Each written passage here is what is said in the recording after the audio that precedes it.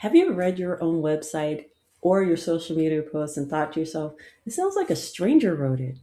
Today, we're talking about how to create messaging that sounds authentic, natural, and connects. So that way you don't sound like a walking commercial. Let's get into it.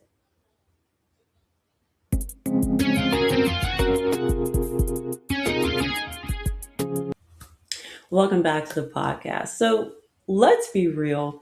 People can feel when you're trying to when you're trying too hard to sell. Not because selling is bad, but because forced messaging sounds disconnected. People trust authenticity, confidence, and clarity. They don't trust scripts. So the thing is, your best messaging already exists. Okay. So the goal of your messaging is not to impress people, it actually is to have people recognize themselves in what you're saying. When you are talking about the problems that you solve and how you can help others, this is what your audience wants to hear.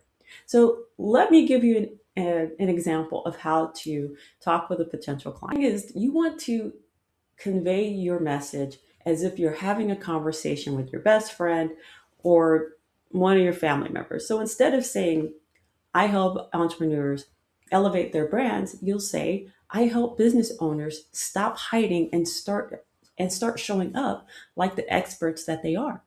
So the difference in that example I just said is that one sounds polished, but the other one sounds real. So when you convey your message, you want to be more real. Okay. Here's the thing, your message already exists in you. Okay. I want you to know this because I had to learn this too. The goal of your messaging isn't to impress people. I know, right? It's to help them recognize themselves and what you're trying to say in your best messaging pitch. And it should sound something like, it's authentic. It's like something that's being a conversation between two friends. So, are you ready to reaffirm your trust building skills? Because this is what we have to do to keep from sounding salesy and sounding real. And I'm going to give you 4 steps that'll help you do this. Okay, step number 1, stop trying to sound professional. I've said this before and I'll say it again. Stop trying to sound professional. Professional doesn't mean robotic. Professional means clear. Professional sounds like confidence. And I want you to have that. I want you to step up to people when either you're at a networking event, both virtually or in person, and talk about who you are, who you serve, and how you solve their problems. So that's what attracts clients, your confidence. So remember that step number 1 is stop trying to sound professional. Just be you. So step number 2, say what your clients are already thinking, because you do have to be quote unquote a mind reader. You have to be their interpreter because they're having internal conversations about how their problems are really keeping them up at night. And you have to be the one to solve the problem and tell them, hey, this is how I can help you. So you have to understand what they're going through in order to convey the right message. Because trust me, when people feel seen, they will trust you. And when they trust you, they'll listen. And when they listen, they'll buy. And so that's how you gain trust and sales with your clients.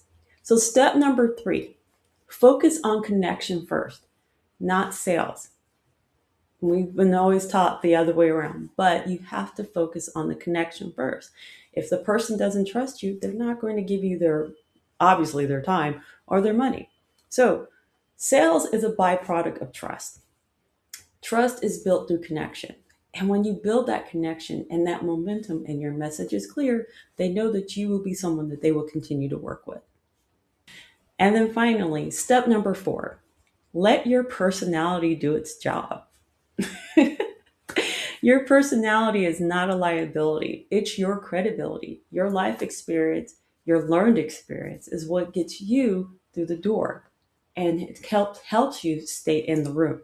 So use that to your advantage.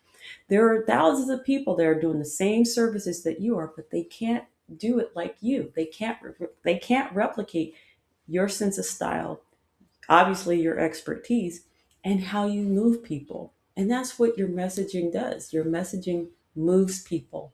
So I want you to remember that first and foremost, your voice, your perspective, your energy is what sets you apart from everybody else. And you have to remember that. So, step number 4, let your personality do its job.